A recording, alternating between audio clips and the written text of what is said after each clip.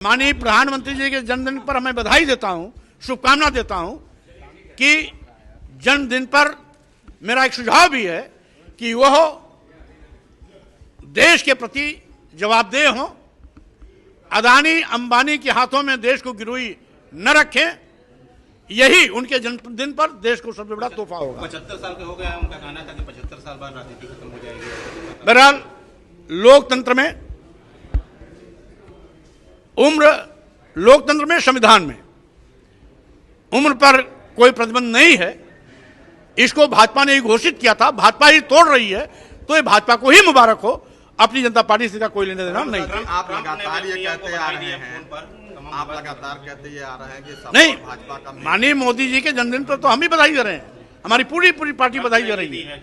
लेकिन जिस तरीके से देश बेचा जा रहा है, देश को बांटने की साजिश की जा रही है, संविधान बदलने की साजिश की जा रही है, मोदी जी को इस पर भी गंभीर होना चाहिए और अदानी अंबानी के प्रति जवाबदेही के बजाय देश की जनता के प्रति जवाबदेही को सुनिश्चित करना चाहिए। प्रधानमंत्री जी गया में हैं, पिंडदान करने पहुंचे हुए हैं, लगातार बिहार दौरे और बंगाल दौरे पर प्रधानमंत्री।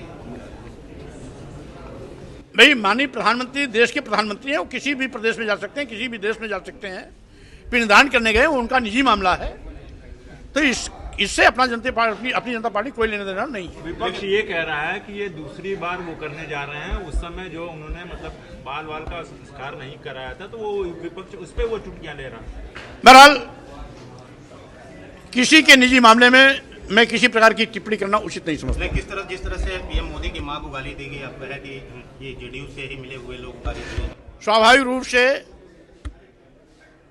माननीय प्रधानमंत्री जी की मां हम सबकी मां है। मां होती है, माननीय प्रधानमंत्री की मां हो, हरवाहे चरवाहे की मां हो या रिक्शे वाले की मां हो, हम सभी माताओं का सम्मान करते हैं।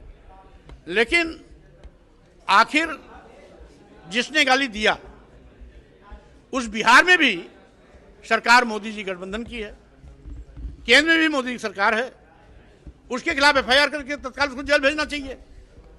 और गाली देने वाले की जो फोटो आई है, उसकी फोटो माननीय मुख्यमंत्री नीतीश जी के साथ कई बार वायरल हुई है।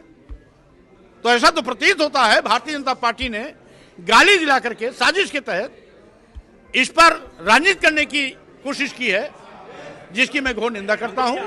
और माता जी को जो गाली दिया, उसकी भी मैं घोर निंदा करता हूं। राजभर जी, क्या ये ये लोग सहयोगी मंत्रिमंडल में है, तो क्या ये झटका दे रहे हैं बार 227 को देखते हुए? जब मलाई भी खा रहे हैं तो झटका किस बात का?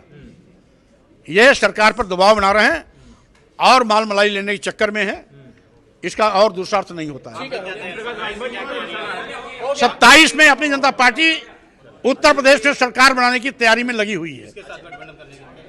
भाजपा को बाहर का रास्ता दिखाएंगे, अपनी जनता पार्टी के नेतृत्व में लोक मोर्चा की सरकार बनेगी।